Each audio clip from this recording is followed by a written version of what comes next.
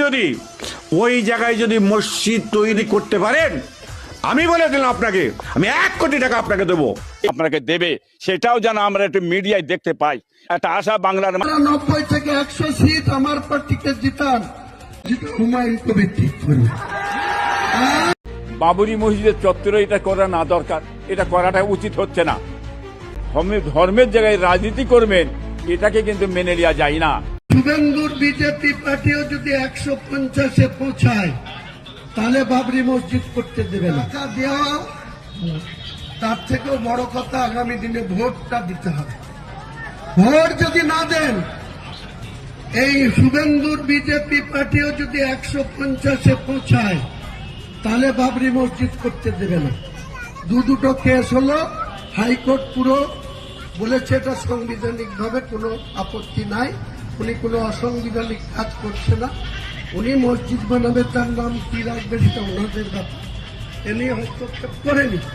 কিন্তু আমি বলছি, মমতা ব্যানার্জি যেভাবে মসজিদের জন্য আমাকে বাধা দিয়েছে বা সাসপেন্ড করেছে ববি হাকিমকে দিয়ে, আগামী দিনে যদি 90-100 সিট আমাদের হাতে না আসে, ওরা যদি এককভাবে 148 বিজেপি পেয়ে যায় বা টিএমসি পেয়ে যায়, তাহলে কিন্তু এরা এই এত ইট, এত পাথর, এত বালি, এত টাকা বৃথা যাবে, এরা কিন্তু করতে দেবে না। এরা ভোটের পরে এখন চুপ আছে, যদি 150 সিট পেয়ে যায় তাহলে করতে দেবে না।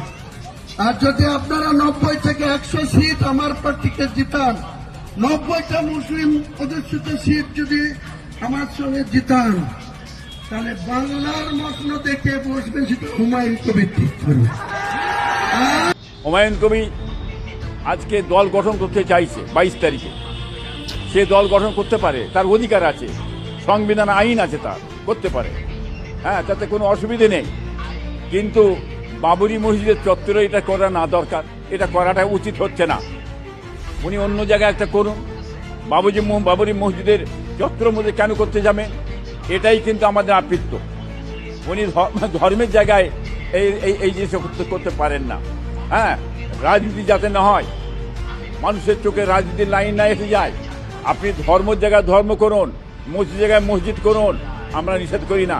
কিন্তু এটাকে নিয়ে যে আপনি ধর্মের জায়গায় রাজনীতি করবেন, এটাকে কিন্তু মেনে নেওয়া যায় না।